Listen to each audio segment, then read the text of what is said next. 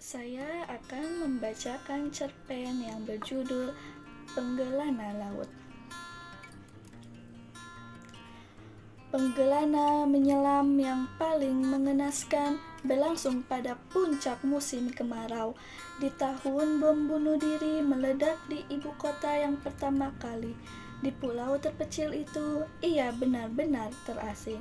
Sinyal telepon hilang, tidak ada televisi di penginapan, memang tidak perlu. Ia datang untuk menyelam, bukan untuk menonton televisi. Akibatnya, ia baru mengetahui keadaannya gemelak ketika tiba di rumahnya. Ibu yang menyampaikan kabar sedih itu, teman dekatnya nyaris buta karena lewat di muka gedung sasaran bom dalam perjalanan menuju kantor. Seiring waktunya penglihatan Gemala berlangsung pulih, tetapi hubungan mereka renggang.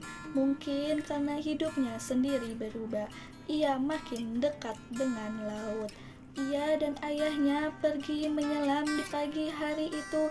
Sebuah perahu kecil membawa mereka ke lokasi penyelaman yang beranjak sekitar 7 menit dari pantai.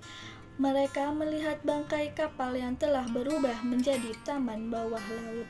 Tiba-tiba, seekor ikan besar mendekat, mengkagetkannya. Ayahnya mengajukan jempol tanda aman. Mola-mola ikan pemakan ubur-ubur bukanlah ancaman. Ia ingin lebih lama hilir mudik di kedalaman, tetapi menggunakan tabung nitrok tidak boleh lebih dari 1 jam. Melewati ambang batas akan membuat penyelam menghirup terlalu banyak nitrogen hingga hilang kesadaran. Oksigen juga berbahaya jika dihirup berlebihan karena merusak sistem syaraf pusat. 2 hari kemudian, ia datang ayahnya terbang ke kota yang berbeda sesudah ayahnya hilang. Sejak ayahnya hilang, selain menyelam, ia menghabiskan masa liburan dengan berendam di perairan pulau-pulau kecil, mendatangi kampung-kampung pesisir dan berbicara dengan para penghuninya. Siapa tahu di antara mereka ada yang pernah melihat ayahnya. Barangkali ayahnya diselamatkan sekawanan lumba-lumba, hidung botol yang cerdas dan ramah, digiring tepi laut di suatu tempat. Barangkali ayahnya diselamatkan ribuan cara melaut yang menerbangkan tubuhnya ke pesisir. Sebagaimana nenek moyangnya dulu dikisahkan tiba di sebuah pulau. Ketika ia menunjukkan potret ayahnya, orang-orang kampung menggeleng cepat. Mereka tidak kenal lelaki dalam potret. Ibu meramal ayah masih hidup, segar, bugar. Namun ramalannya tidak pasti, katanya. Tiap selesai sholat, ibu mengirim doa untuk ayah menggigil jiwanya pulang. Kadang-kadang ia membayangkan apa yang terjadi pada ayahnya semata-mata perkara teknis. Tabung selamnya pecah, ayah terpaksa berenang menuju pulau terdekat yang tidak dihuni manusia. Namun, beberapa orang yang bertemu ayahnya berakhir kali tersaksi telah melihat lelaki ini berjalan sendirian ke arah laut untuk berenang, tidak membawa peralatan selam. Seorang saksi bahkan memberikan keterangan kepada polisi. Ayahnya berjalan menuju hutan di belakang penginapan lebih dari setengah abad lalu. Jim Tamposon, pensiunan tentara dan mata-mata yang beralih menjadi pengusaha sutra, mengalami nasib serupa ayahnya. Ia berjalan di sekitar penginapan lalu hilang. Berbeda dengan ayahnya yang selalu berurusan dengan laut, pekerjaan sehari-harinya jauh dari laut. Ia mengurus orang-orang di darat yang gagal menanggulinya masalah sejak dalam pikiran. Sebagaimana masalah mereka cukup menarik dan membuktikan kekuatan imajinasi. Namun, imajinasi punya sisi kelam, seperti dampak penggunaan nitrogen dan oksigen yang melampaui batas dalam penyelaman. Salah seorang pasiennya bercerita pernah diculik makhluk luar angkasa. Pengalaman bertemu Piadiana, spesies yang paling indah, membuat hidupnya berubah drastis. Semua manusia di muka bumi terlihat buruk rupa. Ia tertekan melihat manusia. Ia menceraikan istrinya karena merasa terteror oleh wajah dan rangan perempuan bumi. Sebagai dokter, Ia harus sebagai dokter, ia harus menyembuhkan trauma pasien ini agar mampu bertahan di dunia manusia yang menghargai perempuan. Banyak orang meragukan kebenaran makhluk di luar bumi karena bukti-bukti fisiknya belum pernah ditemukan.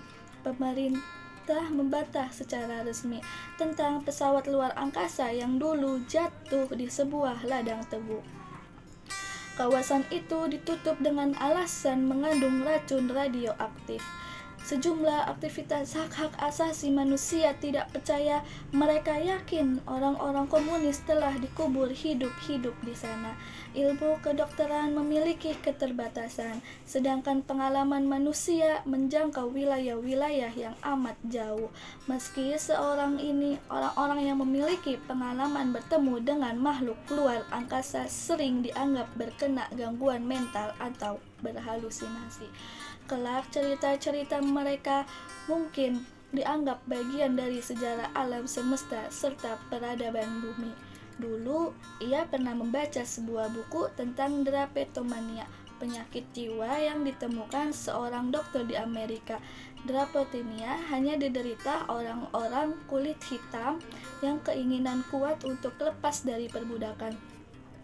Dokter ini mengandung perbudakan.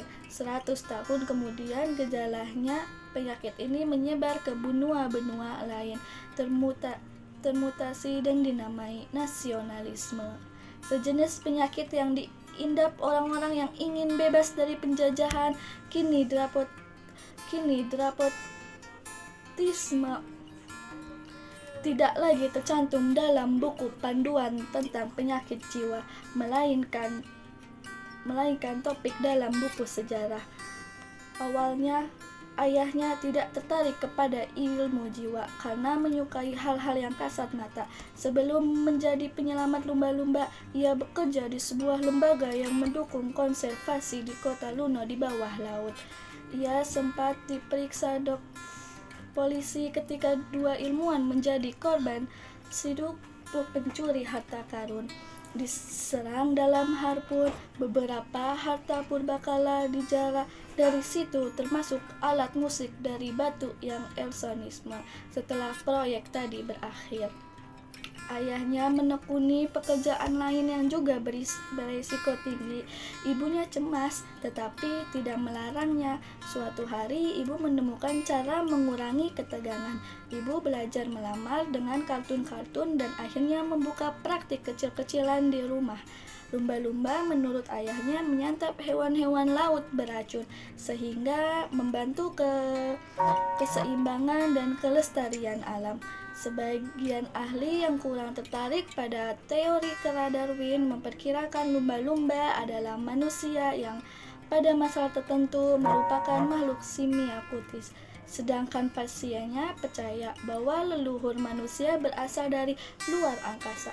Sebelum hilang, ayah menghadiri pertemuan antara negara yang membahas pelindungan satwa-satwa laut. Pencarian ayahnya juga masih dilakukan sekelompok pencinta mamalia laut.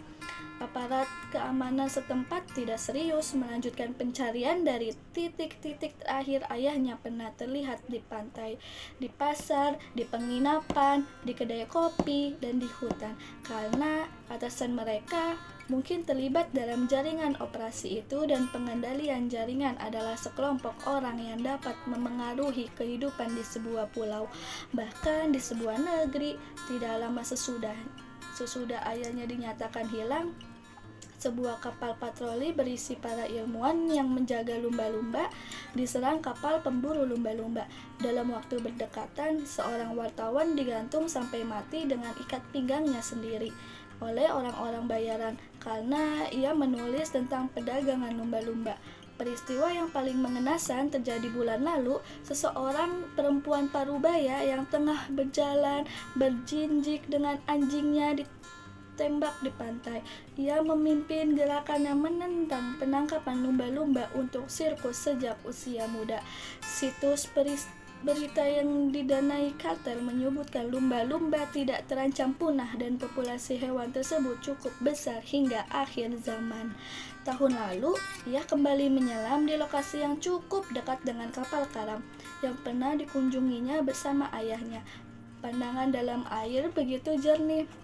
Perasaannya campur aduk, sedih, mengingatkan masa silam. Ketika memperoleh sertifikat menyelam, ia berusia 12 tahun. Ayahnya bangga berkata, "Kamu terhubung dengan laut, seperti bayi terhubung dengan rahim ibu." Seperti ia terhubung dengan ayahnya. Ia melihat 3 tong besar yang dulu tidak ada di situ. Permukaan tong di alas, mustahil dibuka. Perlahan-lahan ia berenang naik untuk meninggalkan lokasi penyelaman. Jantungnya berdebuk kencang, tiada sepatah kata pun diucapkan kepada lelaki yang mengemudikan perahu. Setiba di darat, ia bergegas memenuhi kepala kampung terdekat. Wajah kepala kampung pucat pasi dalam tong itu berkata, kemungkinan tubuh-tubuh manusia. Di masa tentara pemerintah dan tentara pemberontakan saling serang, banyak orang-orang hilang. Apakah ayahnya dimasukkan dalam tong dan dibuang ke laut? Sebuah operasi yang rumit. Ia pernah membaca cerita tentang orang yang diculik dan dimasukkan ke mesin penggiling daging di sebuah pabrik untuk dijadikan kornet. Sejak ayahnya hilang, ia menjauhi kornet. Penyelaman terakhir berlangsung kemarin di laut yang terletak dekat kampung terpencil. Di sebuah semenanjung, masa ikan bersisik perak, Bigaya Jack berenang mengitarinya saat ia menembus pusat kolam, membentuk arus seperti sungai besar yang mengalir. Di tempat-tempat lain, ikan jenis ini biasanya berenang menjauh ketika penyelam mendekat. Para nelayan di kampung ini pernah menangkap ikan terlalu banyak sehingga membuat laut nyaris kehabisan ikan. Mereka kemudian meminta pemerintah melindungi ikan-ikan, menjadikan laut mereka sebagai cagar laut. Ayahnya pernah datang ke kampung ini untuk menyelam di lautnya, jauh sebelum masa ikan-ikan nyaris menghilang, lalu berkembang biak lagi. John Steinbeck, seorang penulis Amerika, juga pernah datang bersama teman karibnya untuk meneliti dan menulis sebuah buku menarik, The Log from the Sea of Cortez. Dalam buku itu, Steinbeck mengulas sedikit tentang Damiana, minuman khas setempat, merayakan kenangan terhadap ayah. Besok, ia akan berangkat ke bandara untuk terbang pulang.